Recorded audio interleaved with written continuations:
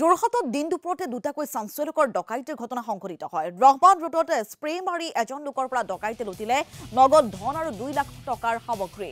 Spray মাৰি লোকজনক অনুসৰণ কৰিছিল ডকাইতে। পথৰ সমীপৰ এখন হোটেলত লোকজন সোমাওতেই বেগটো লৈ উধাও হয় ডকাইত। ঘটনাৰ সমগ্ৰ দৃশ্য বন্দী হৈ চিচিটিভিত। অন্যহাতে আৰক্ষী অধীক্ষকৰ কাৰ্যালয়ৰ সমীপতে আন এক চাঞ্চল্যকৰ ডকাইতি কাণ্ড সংঘটিত হয়। ভূপেন পেগু নামৰ এজন ব্যক্তিৰ পৰা ডকাইতে কৌশলেৰে লুটি নিয়ে 2,10,000 টকা। বেংকৰ পৰা লোকজনে উলিয়াই আনিছিল টকাখিনি।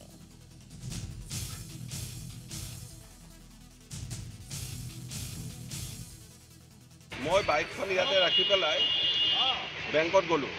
বেংকৰ পৰা পইচা 2,10,000 টকা উলিয়াই পেলাই নিবলৈ যাওঁতে এই পইচা অলপ পৰি আছিলে। তাৰপিছত উঠাই পেলাই সেই জেৰক্সৰ দোকানীতে দি থৈ যাওঁ বুলি তাত দিবলৈ গৈছিলোঁ। ঘূৰি আহিছোঁ, বেগটো নাই। বেগতে মই পইচা, মোৰ পাছবুক, চেকবুক তাতে আছিলে। কিমান লাখ টকা আছিলে? 2,10,000 টকা।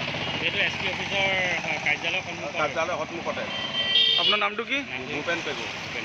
ঘৰ ক'ত? মোৰ ঘৰ বাঁহফলা। ইয়াত কোনটো বেংকৰ পৰা উলিয়াইছে?